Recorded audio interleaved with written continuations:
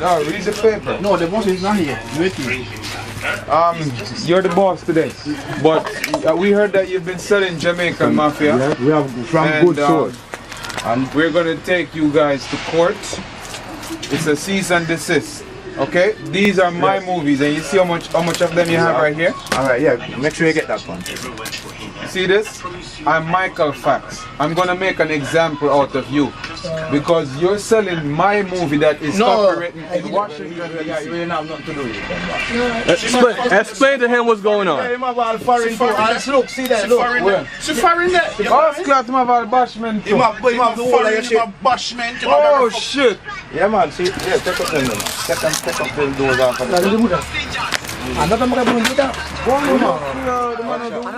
Like, are you serious? This is all our production. This is all our production. Oh, you guys doing the... We made all these movies. This is all my movie. Oh. Yeah, go to mutar. Michael Fax. Michael Fax? Yeah, don't go to mutar. Me? Yeah, me know so them have it. Me know how them are press it. Me don't know. Me already know how them are press it. No, don't go there, buddy. Don't go there. So I think you don't work here. I think you don't work. Yeah. I live in Haiti, my friend. Call the police. Call the police. Watch out. Bumbo clot. Javante, watch out. Watch out. Watch it, Bridget. Take up them there. Call the police. Suck on the mother. Yo, call the police right now. Watch out, Big, what is this? I thought you don't have the fucking movie. Hey, yo, my phone go dead. Somebody call the cops, man. Hey, no. Call the cops. Who not play with? Who fucking play with me around here, man? Oh, killer. What gonna feel like? Yeah, come do it.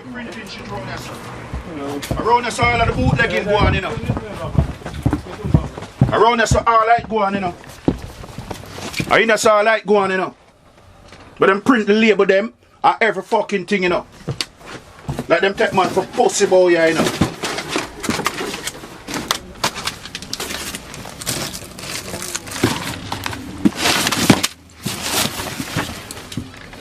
Like them man a play with no boy. This ain't no African movie, yo. This is productions that's made in the United States of America. You have no right to fucking be selling these shits bootleg. We need the master copy too. Where my press off for? Yeah. That we need.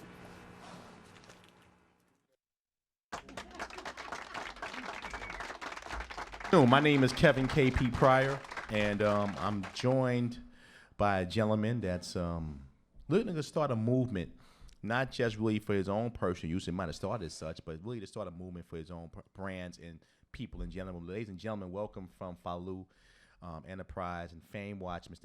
Ramirez. Welcome to the show. Thank you, Kev. Thank you for having me. My pleasure, my pleasure. And what you just saw was not a video. It was not a reenactment. It was a live, true takeover of dealing with bootlegging situation, not just in Brooklyn, but this is an issue that's not just New York based, but global based. But this was actually real. Talk about that for a second, Ambrose. Why the theory or the game plan was to actually bring this to life. What's going on with bootlegging and illegal sales? Well, yeah, as you know, we started this distribution platform for films. It's called FAME.WATCH, and we also work with distribution for music and videos through Ingrooves and Universal. But this situation came about our release of our film, Jamaican Mafia, that we are very proud to be representing and very proud to distribute globally. We had a premiere on the film on November 27th. In Jamaica. We also had a premiere here in New York, in Brooklyn, on November 23rd. The movie's doing quite well through our feed on Global Stream. We also work with Worldcast Live for that feed across the world, and it's doing phenomenal at this point. But again, as you know, in this industry, there's always bootleggers that go out there, and you know, when the movie starts getting a little bit of a buzz and people are asking for it, then you have all these guys out there just trying to record this and sell bootleg copies of the films. And we just felt that, you know, after all the hard work that we've been putting in, and also the Jamaican production guys and their team, how they've been working on this for a few years already to to put this project out there. We just feel that it's extremely unfair for all independent artists, independent filmmakers throughout the country at this point that are putting their hard work and resources into these projects. Right. And then the moment it comes out and it becomes successful and there's interest in the film, then you have all these hundreds of retailers and bootleggers out there just illegally selling these copies, and it just kills the the energy. It kills the drive for all these independent artists and companies such as ourselves that are trying to create this platform for independent creative properties. So that's what this is all about. That's what this movement at this point is, and we're being very aggressive about it. Now, obviously, for those who don't know what the term bootlegger means, could you kind of give a little overview for our audience what that term actually means? It's illegal. It's just illegal sales of of content, of right. creative content. When you have all these filmmakers and music people as well. There is bootleggers for music. There is bootleggers for films. For videos and things like that. But for films, it's particularly more difficult because a lot more resources go into making a film. Right. And again, there's no regulations on it right now as far as legislation here in New York that could truly go after these bootleggers. Right. They've been getting away with this kind of practice for a long time.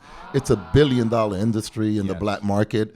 So again, it's just one of these things where it's pretty hard to battle against this on a legal basis. But we are definitely taking a stand against it, and we have a legal team on it, and we're going out actually physically. There's a team from the Jamaica Mafia production guys and the cast members, and also from Elite Media, Fame. My partners on this as well. We've been very, very aggressive. We're actually taking it to the streets, going door by door to these retailers that we know where they're at. I mean, we're getting folks right out of the street telling us where they're at, so it's no secret where these bootleggers are throughout the city. So it's just a matter of really having the will and the resource to really go after this, and that's what we're doing. We're really going after it. So when you have a situation, obviously you're right, bootlegging's been going on for years with music and movies and what have you, and it definitely strips the creative genius and hurts them financially, where you can't continue to create. And so it is a form of thievery, a big form of thievery. Absolutely. But in this situation, with talking first with Jamaican Mafia, was there a leak somewhere within the organization that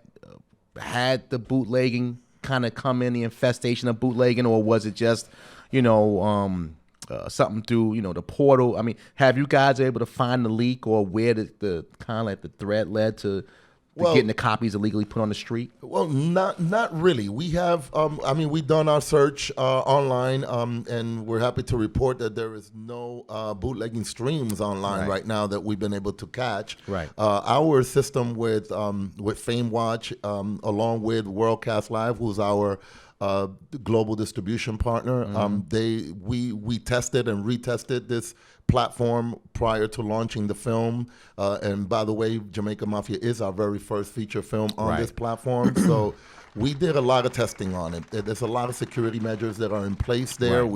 Big kudos to my man Peter from Worldcast Live and all the work that his team is doing to provide security measures for this platform. And so it's on that end, we feel extremely confident that the platform and that feed is very good, very secure, and we've been having great success there. I think based on what we know at this point, it looks like perhaps throughout the premiere on those two shows in Brooklyn, perhaps someone or a couple of people throughout that went to the premiere probably got some copies of it made there, and then started kind of doing this illegal transactions. These underground transactions to build copies and hundreds of copies of the film. Another thing also for us is, again, we also have a DVD distribution that we're going to be providing for this film starting in January. So we will have all distribution channels for the film.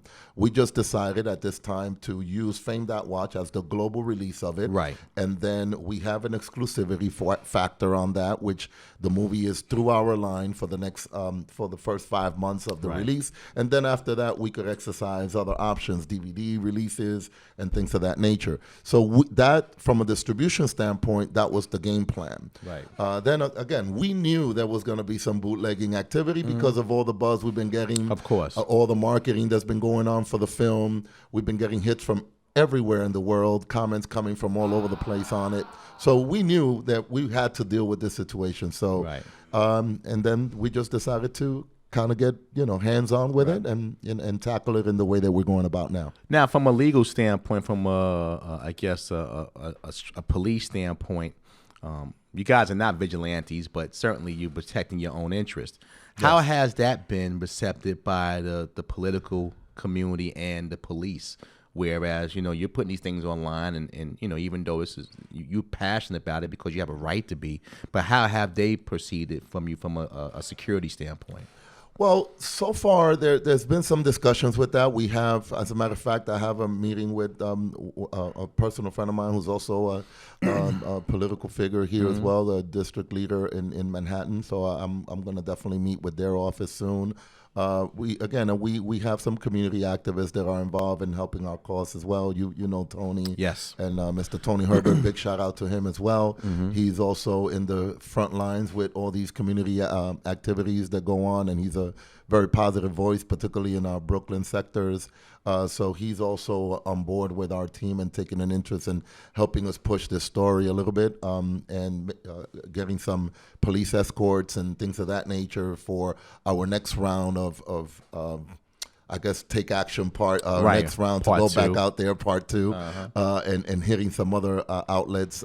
We also have targeted outlets in the Bronx and in Queens. So we're definitely going through this process. This is not something we're taking lightly. We are armed with the cease and desist orders. Right. We have a legal team advising us on this. We have interest on the story. We pushing the story that's all the way up to the New York Senate at this point. And if anyone at the Senate building is hearing or gets a hold of this piece, definitely we would like to have the opportunity to present this to them as well, because I think from a legislation standpoint, and I think it's important that we put some force behind this. At the very least, let's go after these guys and give them their tickets, give them their summons, give them their warnings. If they do it one time, you get a hefty fine, and you go back again, you could lose your business or lose your license and even get incarcerated.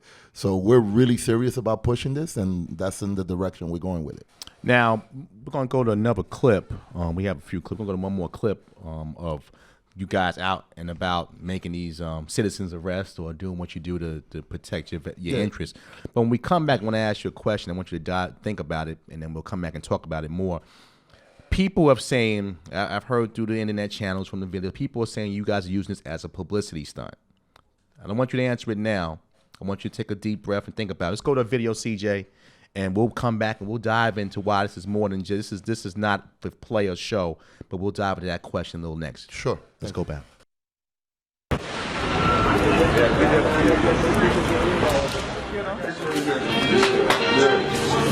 Hey, yo, you can't sell this here. All right, that's a copyright infringement right there. No, I'm not All right, you can't sell it. You can't own it. I'm just letting you know right now. See this paperwork right here? This could put you in jail right now. All right, this man is a copyright owner of that movie. All right, he's a full copyright owner. We're responsible for that.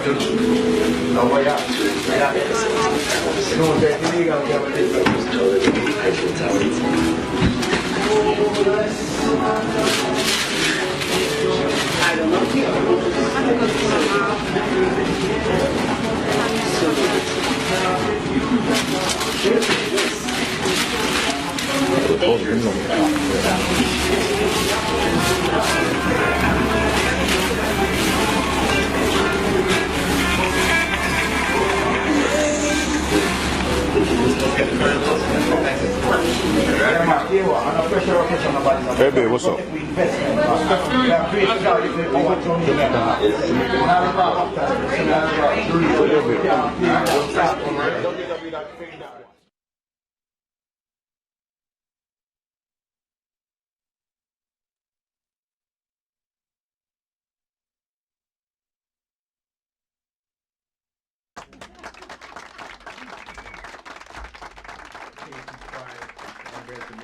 Falu Enterprise. This is kind of more of a town hall discussion on bootlegging and the damage that it does to our, not just to the artists that design these films or musical talents, but what it does to our community and our economy in general. Now, we left off, and I wanted to ask you about people claiming that this is kind of a publicity stunt. There are people who are saying, well, you know what, bootlegging's been going on for years, and everybody kind of has that, got to deal with that. But this is something that you guys are doing from a publicity stunt to sell more movies. I want you to address that and kind of tell people why that's not the case. Oh, that's definitely not the case. And I do understand that bootleggers have been going on for years. And the issue is that no one, as far as I'm concerned, has taken a strong stand against it or even taken a push against this up the ladder, even to the legal system. Right. So, yes, people have tried in the past.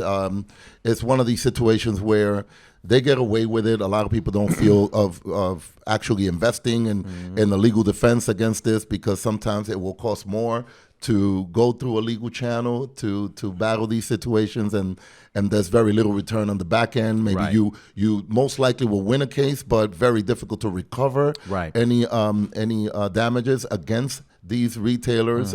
They very easily just shut down and move out for a Right. couple of months, come back in a different location, Yep. and start all over again. So all the energy and resources that you wasted on a legal campaign against this pretty much goes down the waste. Right. And that's been the practice in the past. And I know that many folks in the industry just feel like, okay, you know what, this is a necessary evil. We have to deal with it.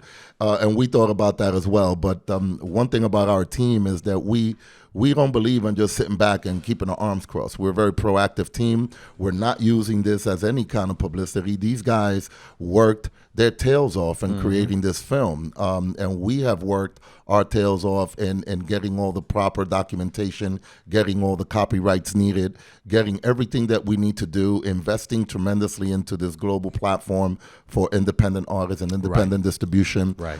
So we put a lot of work into that. So just to anyone who feels that this is a publicity stunt, I will definitely challenge you to kind of look at it from that perspective. If you as an individual have invested thousands of dollars into putting a creative property out there, have worked your tail off for months and years to actually finish the property, and then search for a distributor to put it out there, finally get a distribution deal, finally put it out there for distribution, time has gone by, thousands of dollars have gone by, and then all of a sudden, once you release the film, now you have thousands of retailers selling your property illegally, pretty much stealing your passion and stealing your funds at the same time while doing it. So if that's what people feel, that this is some kind of publicity stunt, then you have a right to feel that, and you have a right to your opinion.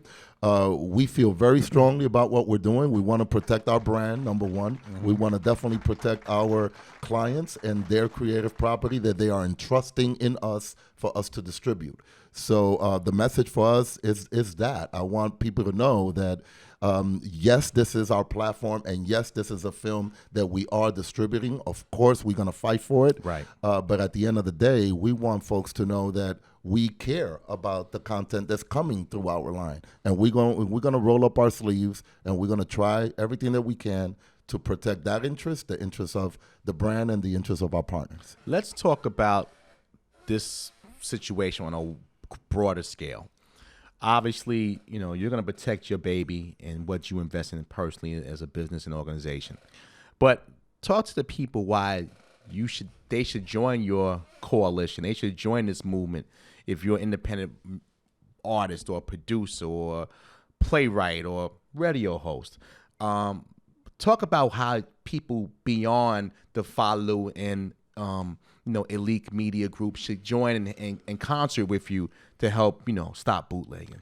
Look, there isn't a single film creator, film director, production company, music independent label, music artist that has not been affected by this kind of practice throughout their careers. I think this affects everyone.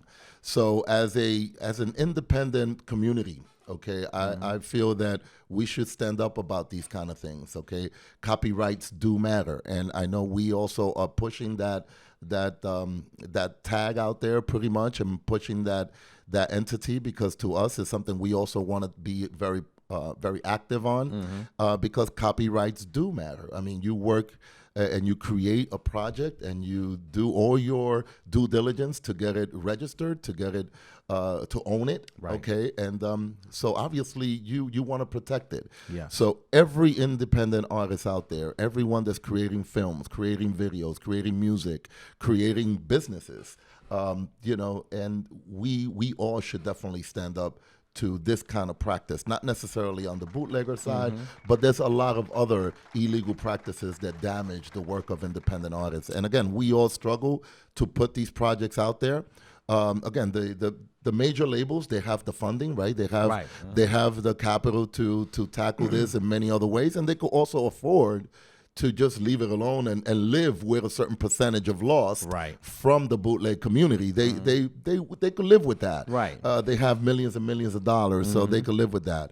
You know, us as independent entities, right? We're not quite there, right? So obviously we need to fight a little harder, and we need to protect those rights. So everyone that's in the independent community understands that, and so we asking everyone from that community that is involved in creating property, involved in creating music, films, videos, businesses, definitely rise up against this and you know, speak your mind and continue the conversation.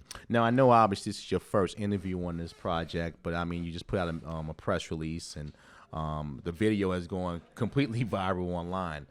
Have you gotten word from people? Have any other organizations or artists come to your, you know, communicate to you guys, hey, we want to be a part of this revolution, this change in policy and protection for independent artists?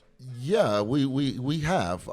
You know, we have. Actually, we're in the middle of you know, certain logistics behind these things, so I'm not at liberty to actually mention some of these groups.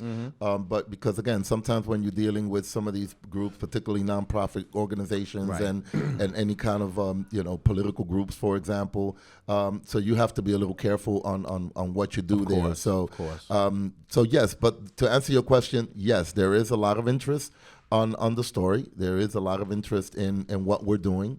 And, you know, I just hope that we could continue to, you know, carry that torch and move forward with it to wherever it takes us. Again, we're ready for the long haul. We're not backing down.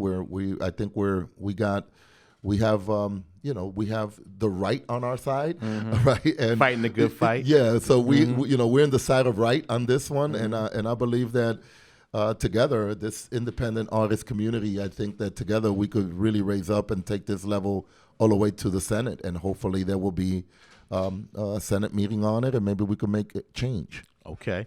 We're going to take one more break. We got another video. Then we're going to come back, and I want to talk about the aftermath. You're a growing company, kind of just getting started, and really just had to you got into this fight. This has been going on for years, but you got into this fight because it affected you personally. I want to talk about maybe the future and beyond, not just for Elite and Falu, but just as an industry whole, and what you'd like to see the laws change and how it would affect future productions that you do. We'll take another quick break and go watch a video. It's 950 Town Hall. Mr. Andres Ramirez, come on back. Merchandise. We need all the Jamaica Mafia movies. Yeah, all of them. All of them. How good that you have? You got more, all of them. Give me all of them. All of them. Only give him one copy. You gave him 2 copies just now of the sheet. The sheet. You give him 2 copies, only give him 1. Check that bag. All of this are Jamaican Mafia, right? Nah, check that.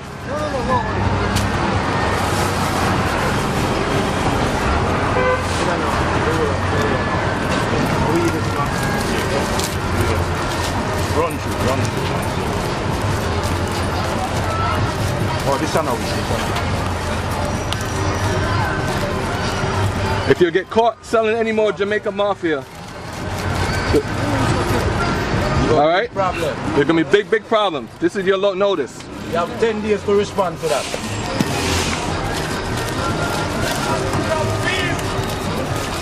Alright, no more names. You good? Yeah. Thank you, sir. All right, boss.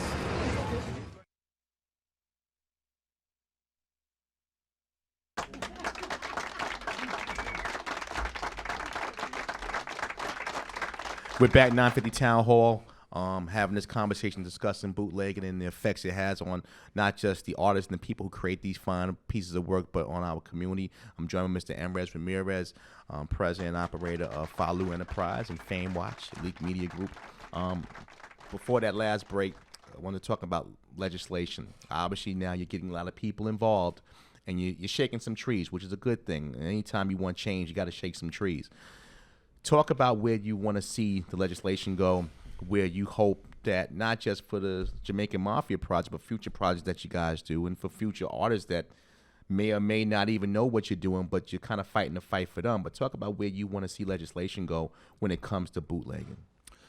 Well, again, we feel very strongly about the fact that copyrights matter, right? And I mentioned that before, right. But again, we would like to see more enforcement in this issue. There's a ton of illegal copyright infringements that go on in this industry. As independent artists, as independent entities, we suffer the most from there. Okay, obviously we struggle to put these projects up. And then on the back end, we lose a ton of resources from it, momentum, drive, energy, simply because of the copyright infringements and all these illegal underground bootlegging that goes on with some of these projects.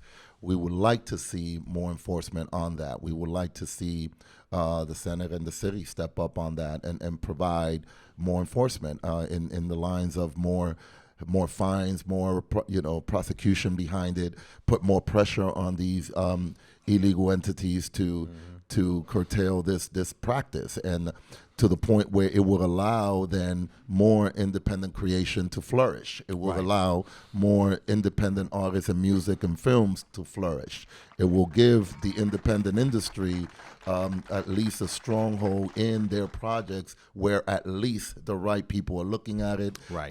There is more continuity with that, and perhaps then everybody could also earn and get a return on their precious investments. Most of the people I talk to about this that are working on the independent side, it's a struggle. They mortgage their homes, they take loans, they sell property, they do whatever they have to do. They borrow from friends.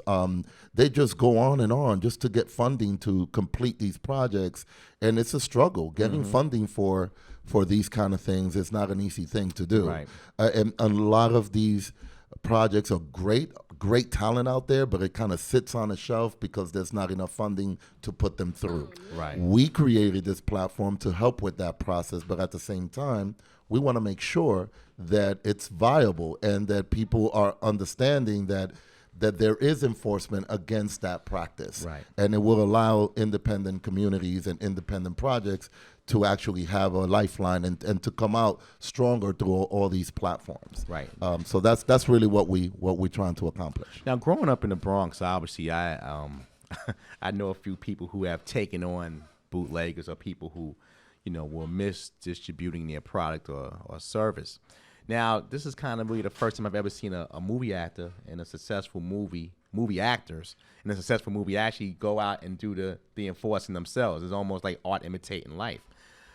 Are you? Yeah, I love that. Yeah, it's exactly. Awesome. It's definitely. Is there a personal fear with because obviously it's documented that bootlegging dollars go to a lot of underground crime or that is correct. Nefarious things that go on outside of real proper business actions.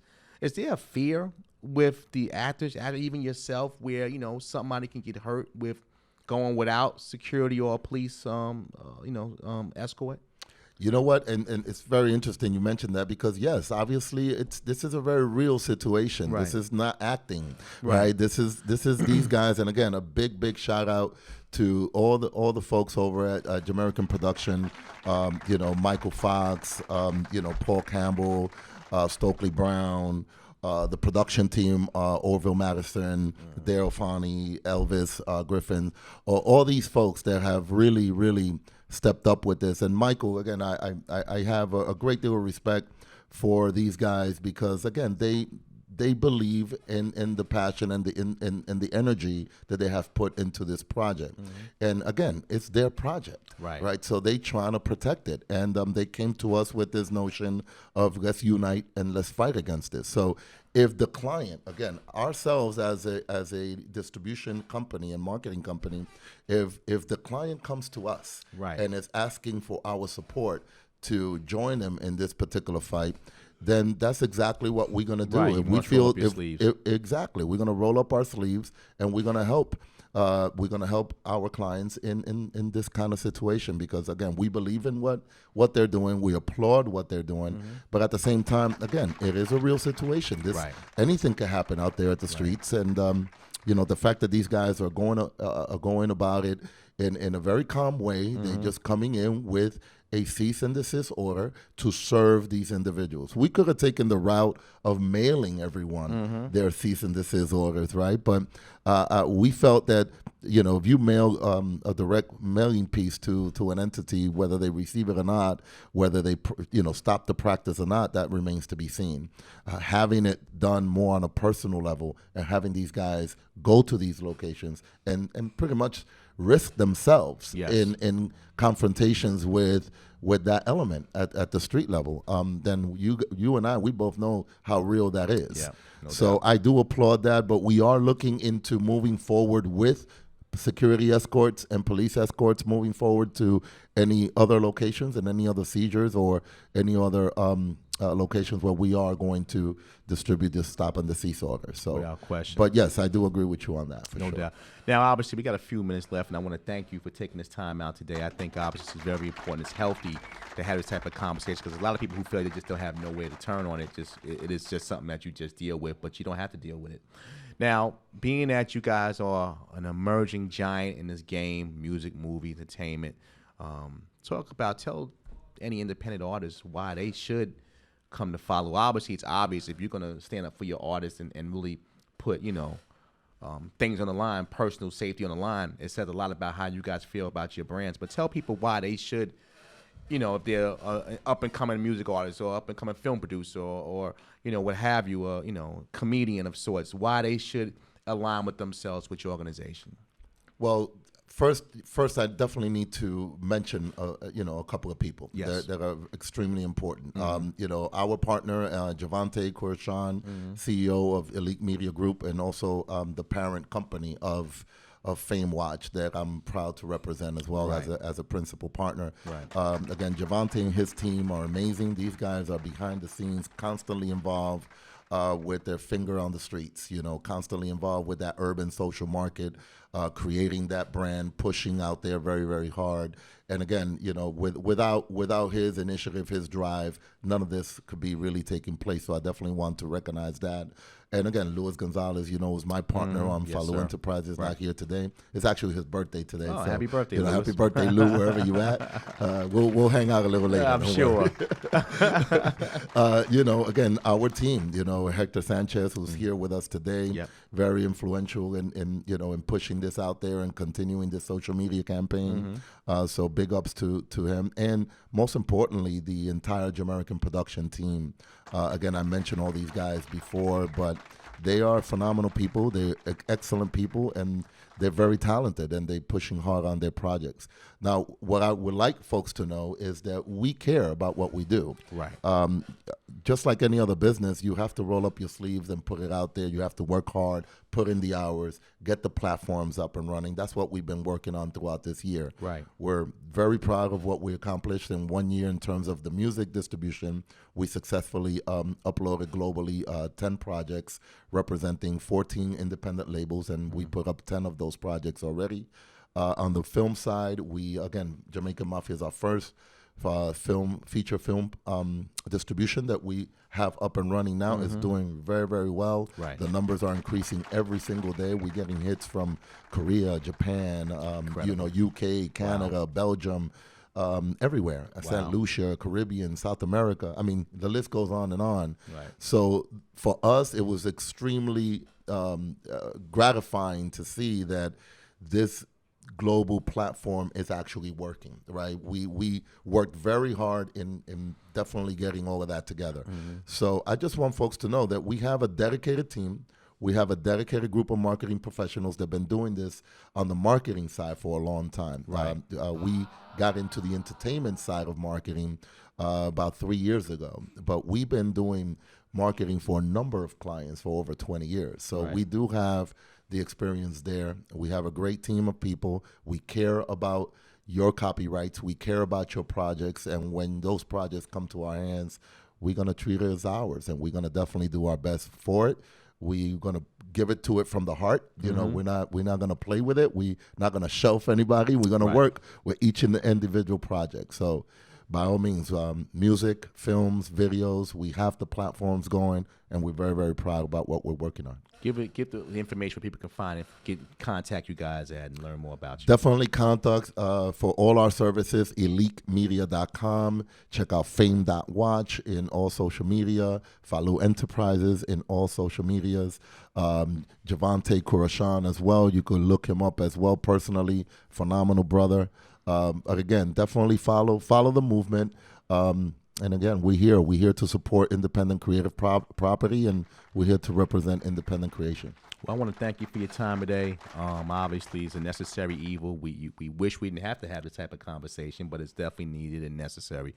For myself, Kevin K.P. Pryor, for Mr. Enrez Ramirez, happy holidays. And again, if you're going to support movies, support it the right way. Thank you and have a good day. Happy holidays. It's your favorite Aussie, Melly Mel. You're listening to DSN The Matrix Studio.